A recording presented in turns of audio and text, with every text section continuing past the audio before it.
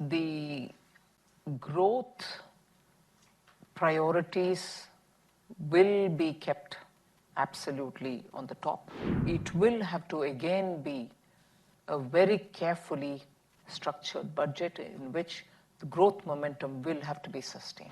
You have a budget coming up in February, and it's going to be an important budget because it's India coming out of the pandemic, as you said, on a glide path in terms of fiscal sustainability, but also thinking about the medium term. Would you care to talk about what priorities you might have in the budget in terms of specific expenditure or revenue measures?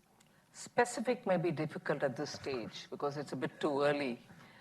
But broadly, the growth priorities will be kept absolutely on the top. Even as I speak about the concerns that inflation brings before me.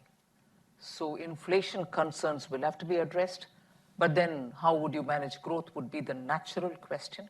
But that's the point of, being sure how you're going to be able to balance the two and be sure that the momentum that Indian economy has got coming out of the pandemic and the momentum with which it will grow even the next year, even as per the very many multilateral institutions which are observing India, cannot be weakened.